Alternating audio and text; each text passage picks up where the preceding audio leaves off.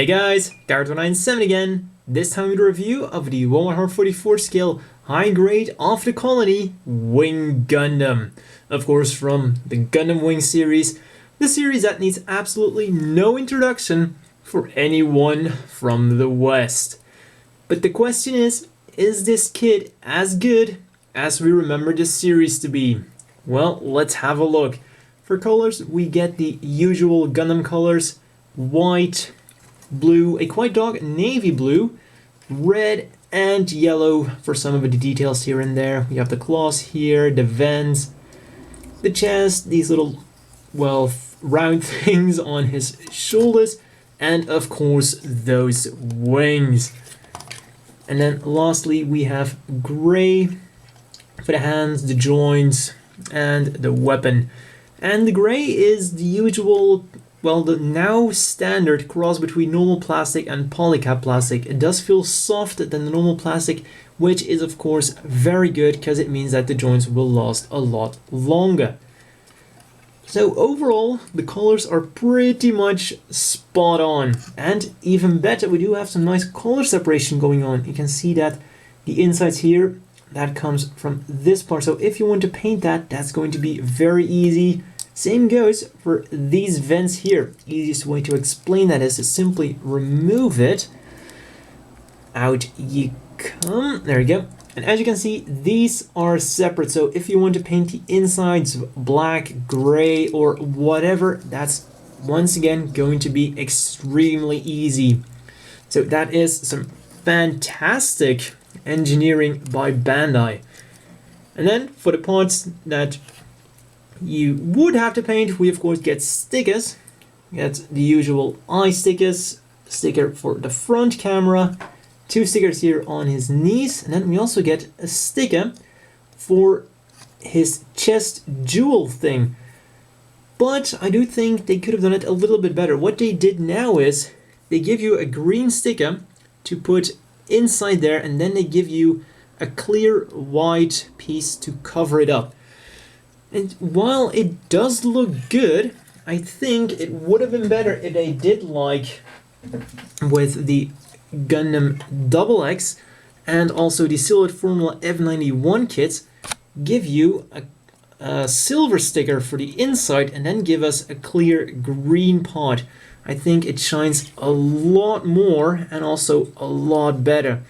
And it gives you more the feeling that the whole thing is green, because now when you look at it from the side, well, it's just a clear thing. So yeah, I think they could have done that a little bit better. But like I said, it still looks good, so it's not a big deal by any stretch of the imagination. Then we get the two black ones here, and oh yeah, also the gray sticker here for his crotch. Moving on to the shield, we get two black ones here. One for the, well, we could call it the cockpit. And finally, we get one for the targeting sensor of his BFG. So far, the kit's pretty damn good. We're going on to articulation. Head is on a double ball joint, one up there, one down there. So we, head does come off. Forwards and backwards. Turns around. Upwards a hell of a lot, downwards really nicely. Then the arms will rotate around all the way backwards, forwards, but be careful because they do tend to pop out quite easily when you do that. So this gives you some really nice forwards and backwards movement, and then it's on an extra ball joint. Goes up. Like I said, it really likes to pop off. So you get about that far and then it will pop off. Back rotates around, and that's not good. Let's put that to the side for now. So it rotates around, bends at two joints, which is really, really, really nice to see that they finally return to the double joints. And we have the claw, which moves up and down, which is of course necessary for the articulation. Hands rotate around, wiggle around, drum ball joint, so we'll do everything a ball joint does. Then the wings, also very articulate. Forwards and backwards. Up nicely like so. Then wings themselves up and down. And then this red piece only moves when the wings are down. Because when they're up, well, yeah, not really a lot of movement going on. That back down. And now let's get the red part again. Push that in, and that is one little problem. That's especially when you're trying to use the ball joints, which are in the waist and also in his belly, because they do give you some nice extra movement. But the problem is, what they do tend to do is push this out and then push this up. As you can see, it's already going up again. The good news is it is pretty easy to push back in. It is a little bit unfortunate that, well, the structural integrity of his body isn't that good, but I guess it does help when you're trying to self-destruct. So you do get some really nice flexibility out of the body, but as you can see, once again, it's already going up again. So that is a little bit of a problem. And the waist, of course, rotates around all the way. And once again, it's coming up. So that is, it's not a big problem. It's just annoying that every time you move the waist, you have to push this back in. It does get tedious if you're trying to put it in a good pose. Side skirts go up nicely like so. Front skirts are molded together, but as usual can be separated. Go up really far. Legs go outwards very, very far and backwards nicely as well. And he can even do a split. Can he do it the other way around? Well, almost. And it will also rotate around all the way. And you also get an extra joint up there, which allows you to, well, the legs to go a little bit upwards and downwards. So yeah, a pretty interesting joint going on up there. Then the knees are double jointed, give you a really, really nice bend, despite having a quite big thruster back there. Then the feet go forwards, backwards on a hinge. Then the foot itself is also on a ball joint, so it goes really nice backwards like that, and forwards all the way like that. Of course, since it is on a ball joint, we'll also go side to side really far, and we'll also rotate around a little bit. And as you've seen, the ankle guard also goes up and down and side to side, because it is actually connected at the back here with a ball joint. And then the toe also has a little bit of movement, and of course we all know what that's going to be used for. Only goes down, not up at all. A few extra pieces of articulation are that the wings also turn around for comedic purposes. And finally, also these little thrusters here on the back of his legs, when you extend them, they're on a little ball joint, so they will wiggle around a little bit. Not a lot, but it is a nice nifty little feature. Then we've gotten to the accessories, and we're not getting a lot, but we're getting everything that we need. Immediately starting off with his Buster rifle. Pull out the handle and it fits into the hand perfectly. Slide it in there, and that looks really, really nice. And he has no problems holding it at all. At all. It's a perfect fit. It's not fidgeting around. It's a perfect fit, and the arm is plenty strong enough to hold it up. And then next up, we're getting the shield, which surprisingly enough unlike almost any other shield on modern high grades, does not come with a connector to connect to the arm, but actually comes with a handle. And usually it's the exact other way around. We don't get a handle, but we do get a connector to put it on the arm. And fortunately enough, the hand is perfectly able to hold the shield. I was a little bit worried that it was just going to flop around, but so far the connection is really rock solid. And just as his Buster Rifle, it looks really, really nice. And then the final accessory, we open up the shield just like in the show, and then you gotta be really careful because this beam saber is on a tiny little peg, and I do have the bad feeling that if you're a little bit too rough with it, the peg might just end up breaking. But really gotta give him props, it works exactly like it would in the show. And we get a tiny gray beam saber, and then we get two very nice and also very long green beams. And here is the spare one still on the runner, and as you can see, it is significantly longer than the usual beams. Also, the good news is these beams are in fact the same. So if you want to use a smaller beam,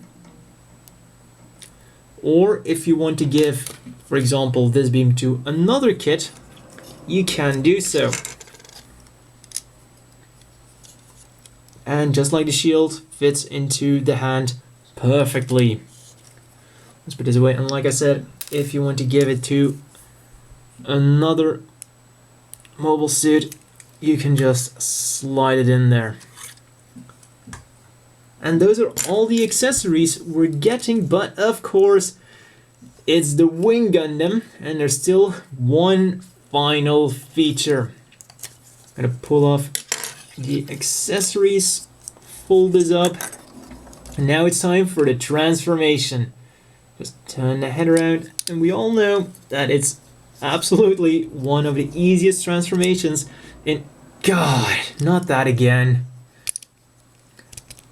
Honestly, before I was going to do this review, I didn't think it was going to be such a big problem, but it's really getting on my nerves now. Push that in, fold the... pull out the hands, and then this actually folds out all the way. We got the little claws there. And up we go, fold this down.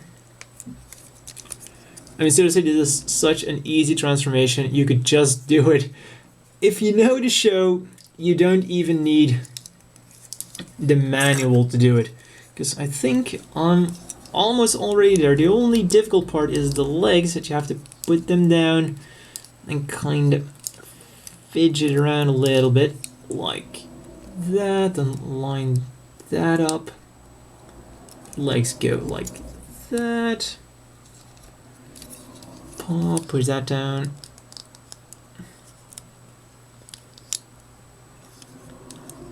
Gotta make sure this is pulled out, and I gotta say, they really did a good job with this transformation. I really like the way they designed the legs and how these parts do come out.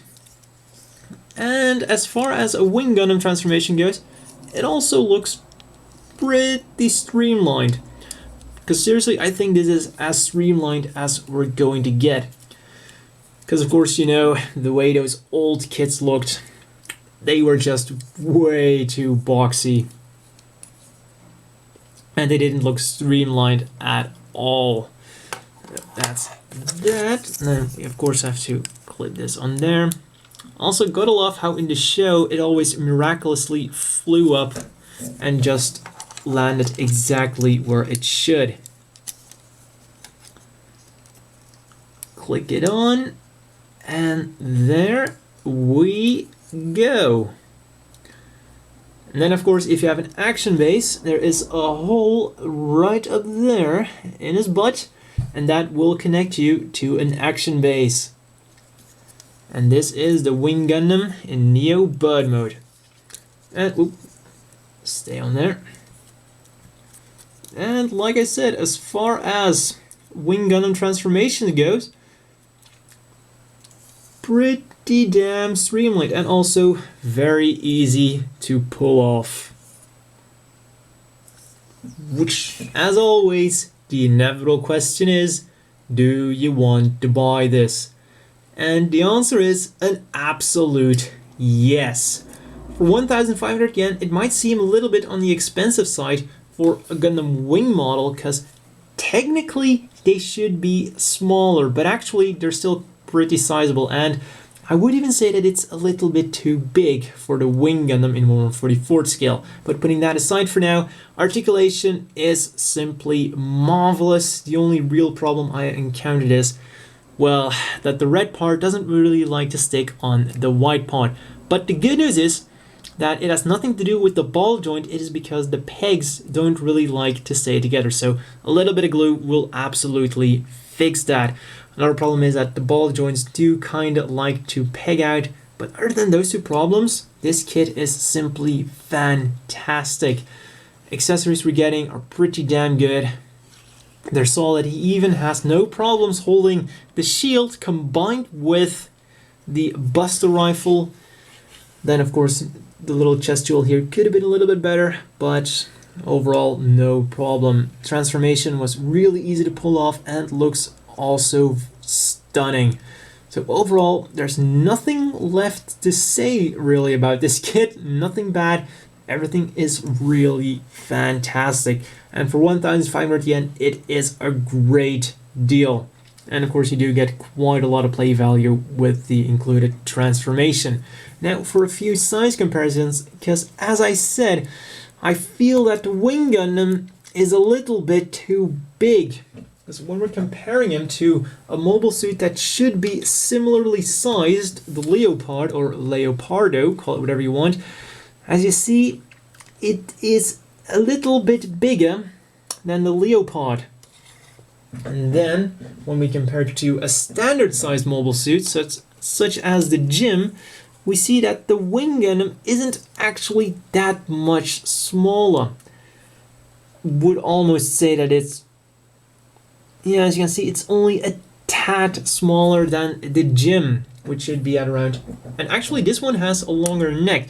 So this one is much more of a standard size Gym. And as you can see, well, those are pretty much equal. So that means that the Wing Gundam is actually the size of a normal high grade, which does justify the price a little bit more. Though it would have been better if it was the actual size that they should have been, but I guess you can't complain too much about that, especially not when we're looking at the entire picture. Well, that's all for this review. Definitely worth picking up.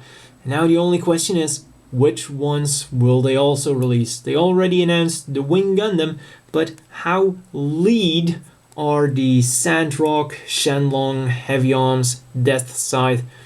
That just is the big question now. And I really hope they will be releasing those in the future. Or maybe even the Tallgeese, even though he isn't technically a Gundam. It would be nice. See you next time.